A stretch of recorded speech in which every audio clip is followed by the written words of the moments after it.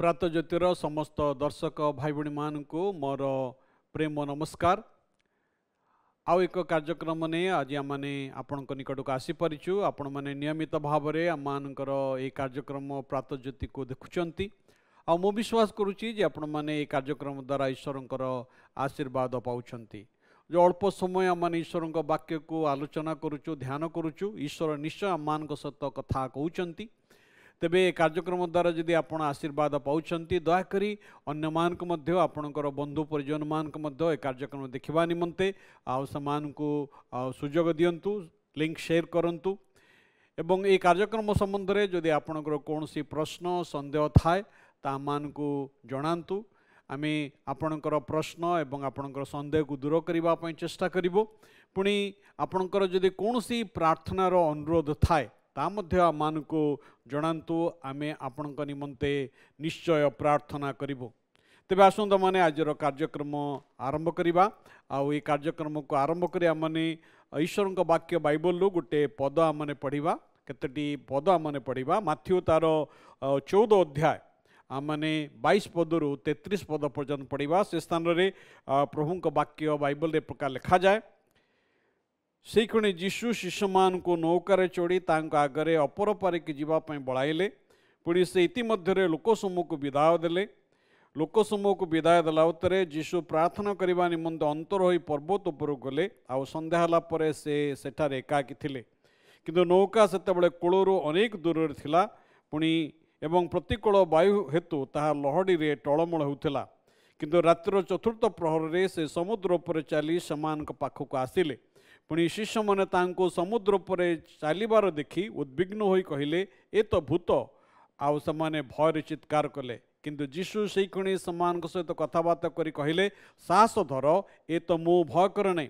से पितर उत्तर देले हे प्रभु जेबे आपण तेबे जल उपर आपण निकट को जीवाई मते आज्ञा करंतु। जीशु कहले आस। से पितर नौकार ओह्लाई जल उपर चली जीशु निकट गले। मात्र से पवन देखी भय कले। पुणी बुड़ी जाऊ जाऊ चित्कार कर कहले हे प्रभु मते रक्षा करंतु। जीशु से क्षणी हाथ बढ़ाई तांको धरी कहले हे अल्प विश्वासी कहीं संदेह कल। पुणी से मैंने नौकार चढ़ते पवन बंद है। से नौकार थिबा लोक माने तांको प्रणाम कर कहले आपण निश्चय ईश्वर पुत्र। प्रभु मान को तांकर एपट वाक्य एवं श्रवण रे आशीर्वाद करंतु। भाई भाई माने शास्त्रांश आम कथा देखु जे प्रभु श्रीकृष्णकर शिष्य माने आने झड़ मध्य दिने छंदी जाइथिले। आ प्रभु श्रीकृष्णकर आदेश प्रकार से गालिली समुद्र को पार होउचंती। आउ ए शिष्य माने प्रभुंकर इच्छारे थिले किंतु झड़र सम्मुखीन हेले। झड़ रक्षा पाइबा पई से माने अनेक प्रकार चेष्टा करिथिले किंतु पारि नथिले। प्रिय भाई भाई माने आपण कि आज जीवन कौन सी झड़ मध्य फसी जाइछंती सेठारु मुकुड़िबा निमंते चेष्टा करुछंती किंतु पारु नाहंती। आपण जिते चेष्टा करुछंती किंतु पारु नाहंती। हुए तो ता कौन सी स्वास्थ्यगत समस्यार झड़ ताव तो परिवार परिचालनार झड़ ताव तो पिलामान को संभाळिबार झड़ ता हुए तो आर्थिक अभाव अनाटन झड़ बा चाकरी बा व्यवसाय झड़ ए प्रकार कौन सी झड़ मध्य आपण फसी जाइछंती कि से झड़ जाऊ ना कहीं आम जीवन रे आम समस्त निमंते आशा अच्छी। आज सुसंवाद होची हा आम समस्त निमंते आशा अच्छी। से दिन झड़ मध्य प्रभु जीशु समान निकट को पानी रे चाली चाली आसिले। प्रथम विषय में देखो जे शिष्य माने समुद्रर झड़ को देखी भयभीत थिले। से माने भयभीत थिला। 25 पद लिखा जाए से रात्रिर चतुर्थ प्रहर रे से समुद्र चाली समान पाखक आसिले। जेतेबेले अंधकार अच्छी जेतेबेले रात्रि होइची सेही समय ये शिष्य माने जेतेबेले से झड़ मध्य फसीचंती आउ सेही समय प्रभु जीशु समान निकट को आसिले। प्रभु से केतेबेले आसिले जेतेबेले अंधकार अच्छी सेतेबेले से आसिले। किंतु से माने जीशु को चिन्ह पारिले नहीं।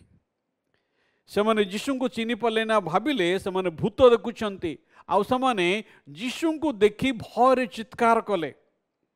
आज हुए तो आपणकर अवस्था अंधकामन होइची आपण किछि देखि पारु नाहंती भयर अछंती आउ जहाँ देखुचंती ता आपण को आउरी भयग्रस्त करुछि। एई शिष्य माने भयरे थिले, झड़र भयरे थिले, जीवनर भयरे थिले, एबे यीशु को देखि आउरी भयभीत होई पड़ुछंती।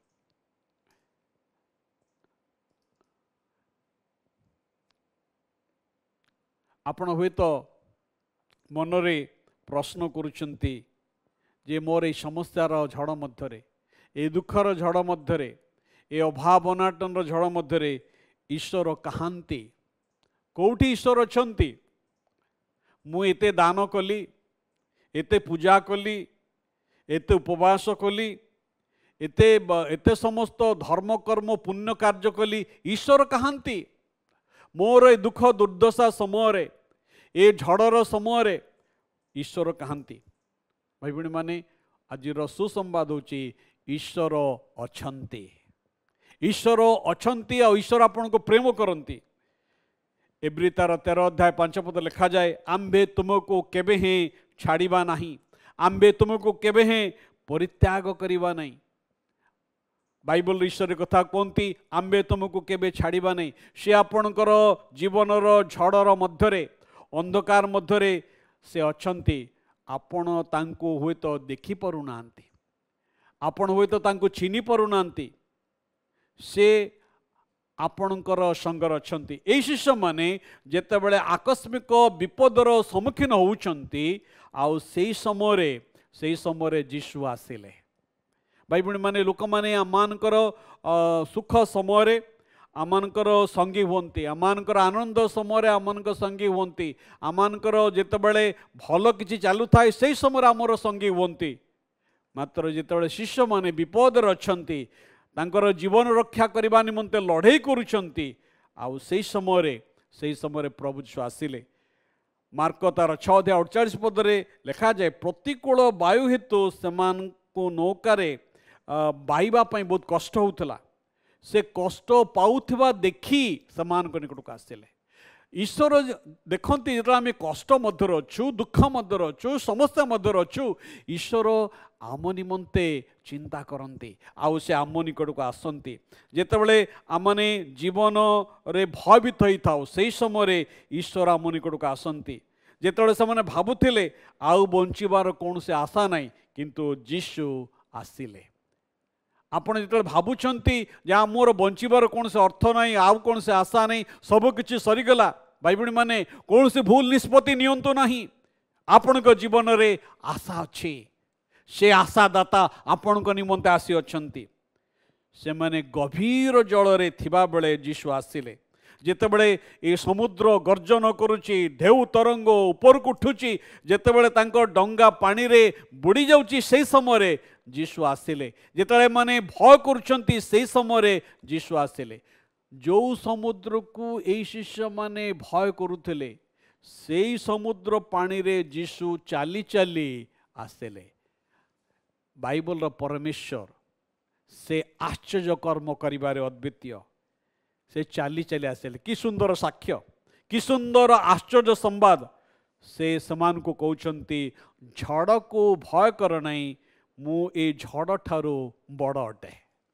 ए झड़ को भय कर नहीं, ए झड़ ठारू मु बड़ अटे। आपणकर विश्वास जदि प्रभु यीशु ख्रीष्ट रखिबे, से आपण को समस्त झड़ू उद्धार करी आपण को जीवन को रक्षा करिवे।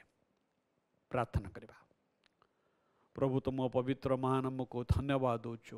तुम्हें आम समस्त परिस्थिति ऊर्धरे, समस्त परिस्थिति को तुम नियंत्रण कर पार। तुम्हें आम को प्रेम कर। तुम नाम को धन्यवाद दौचु। साहाय्य कर, तुम ठारे विश्वास रखापी अनुग्रह प्रदान कर। ये प्रार्थना यीशु नाम उत्सर्ग करुछु। आमेन। एतले पिता परमेश्वरंकर असीम प्रेम, प्रभु ख्रीष्टंकर अनुग्रह, पवित्र धर्मात्मा परमेश्वरंकर चिरंदन शांति शक्ति एवं सुमधुर सहभागिता और चेतना आम मान सहित ख्रीष्ट प्रत्येक विश्वासी भाई भणी मान सहित यही समय ठूँ ख्रीष्ट यीशुंकर द्वितीय आगमन पर्यंत सदाकाल संगे संगे रही मंगल एवं उपकार करंतु। आमेन। समस्त को नमस्कार। ईश्वर आपण मान आशीर्वाद करंतु।